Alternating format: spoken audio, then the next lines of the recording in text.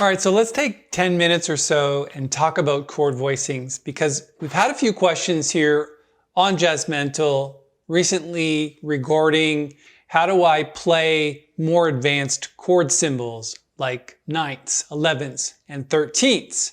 Because people see a C9 and they're playing C7 because they don't really know what 9 means. And I do have other videos that talk about why ninths and 11ths and 13ths are important in jazz, but I don't necessarily give a formula in those videos on how to play those chords.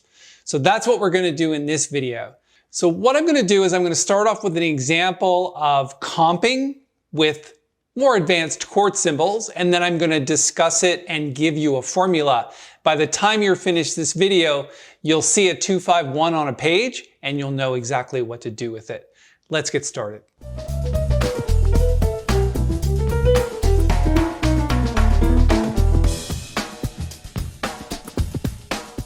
All right, so I'm going to start off with playing a little bit of Autumn Leaves. It's a really good standard to do with this particular tutorial because it's just a series of 2-5-1 progressions. And I'm going to do as much comping as I can. There's going to be a little bit of bass and maybe a little bit of melody just to kind of keep the rhythm flowing. But essentially, the comping is the important thing. How do you use two hands and comp for these progressions like in Autumn Leaves? Let's show you a little bit of how that works.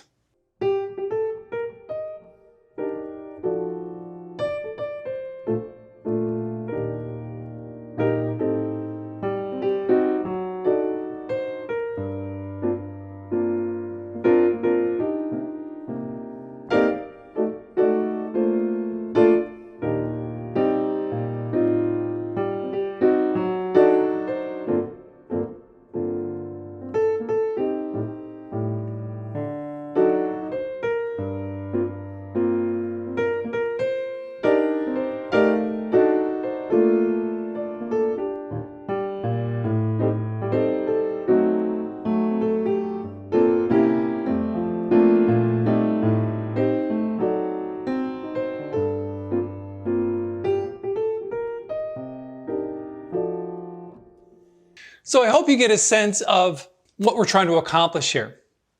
Because in a tune like Autumn Leaves, it's just a bunch of chord symbols in a row, and you, in many cases, don't really know how to deal with those chord symbols. So let's give you some formulas to work on. And this is not going to take a lot of practicing, but it is going to take a little bit of a thought process. So the first thing we're going to do is we're just going to do the first 2-5 in Autumn Leaves. So that's C minor 7 to F7 to B flat major 7, like this. And while many people might just play a C minor chord, which, you know, not really jazz. What we want is chords that are filled out, they're using ninths, 11ths, 13ths where possible. So for C minor 7th, the way that I would approach this is I would play, and let's just write a key signature in here so I don't have to put it in the chords themselves. Let's do 3, 5, 7, and 9 in the right hand. Let me make that a little bit clearer because, of course, it looks like a C instead of a D. And then in the left hand, we're going to play 1 and flat 7, just like this. Now that's a pretty typical voicing for a C minor 7th chord. It contains the 9th. Now, if you wanted to put the 11th on that, you would have to stretch out a little bit further and put the F in the chord. But let's just start with this because it's part of the formula. Then when we go to the F7, the only thing you're going to have to do is drop this B flat to A and play the same notes as you did before. So we're going to go from this, drop the B flat to A, and that gives you the F7 chord. Now it contains a 9 and a 13. So we're going to call that an F7, 9, 13 chord. The reason why we can't play the 11th is because it's not an available note, because it creates a flat 9 with the third of the chord, which is a really harsh sound. So we're going to go from C minor to F7 in the right hand, but the left hand, all it does is just plays the root here.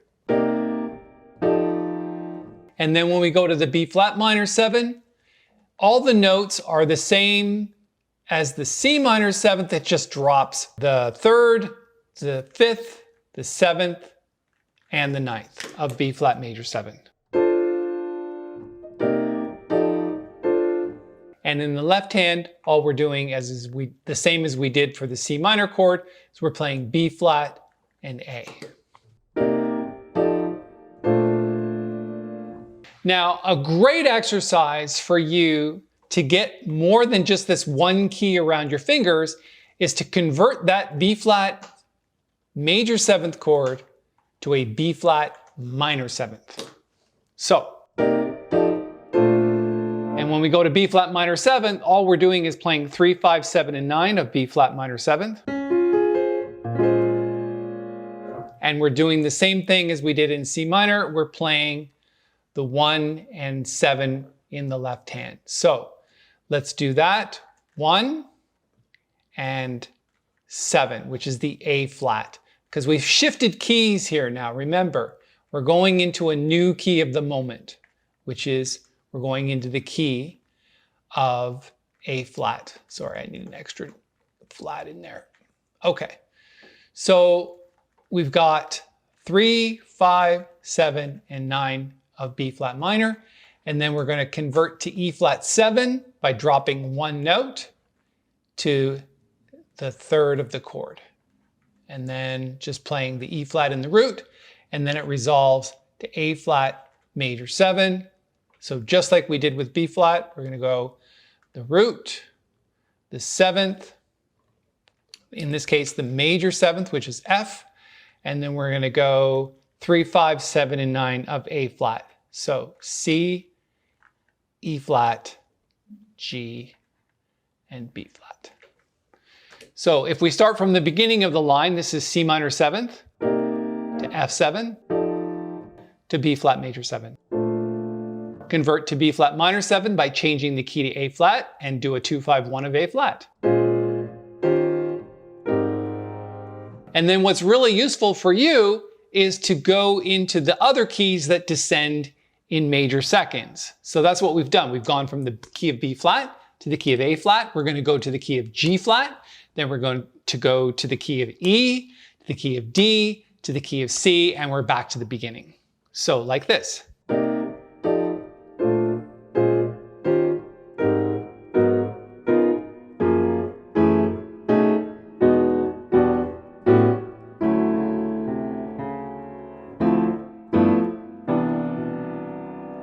So sometimes I have to think about this a little bit because I'm a bit beyond this because I don't really think in those terms anymore, but this is where I started. This is where understanding a formula for playing 2-5-1s.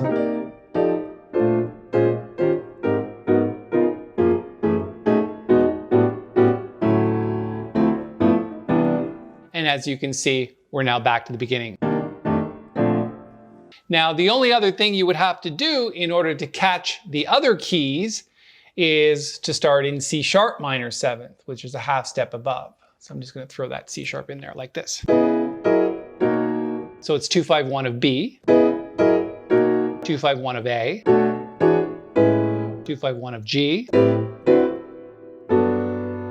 2-5-1 of F, 2-5-1 of E flat, of D flat, and then we're back to B.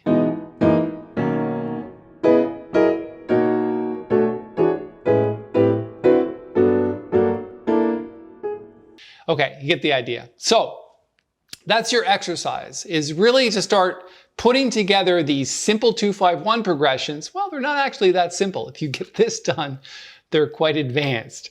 So then what's going to happen from this point is once you get that under your fingers, especially in 12 keys, then you can start to play inversions of those because there are inversions. For example, the C minor 7th. If you play an inversion of that, you would take the top two notes and move them down to the bottom, and you get this.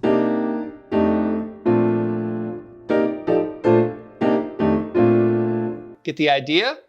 And that's what we're going to do in our next video. We're going to talk about the inversions, which is literally the second inversion of those chords. So you take the two top notes, move them down, or take the two bottom notes, move them up, same thing. So from here, take these two bottom notes and move them up top, and you get this.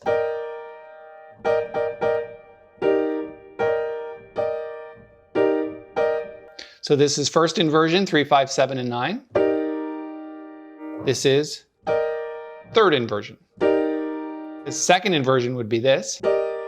Then third inversion is that. So instead of playing the first inversion, you're playing third inversions of these chords. Okay, so that's how to approach playing 2/5s. Now, that's pretty much 85% of jazz. Now, you've also got in, for example, Autumn Leaves, minor chords, which is 2-5-1 of minor, which is A minor 7 flat 5 to D 7 flat 9 to G minor 7th. And we need a formula for that as well. So we'll create that in another video. But that's really the best way to approach 2/5s with some of those upper structure notes like 9ths, 11ths, and 13ths, and away you go. And I hope you enjoyed this. If you like it, give it a thumbs up. That'd be awesome. And if you have any questions, just write them in the comments below. And I look forward to seeing you here in some more tutorials on the Jazz Mental channel. Thanks for your time.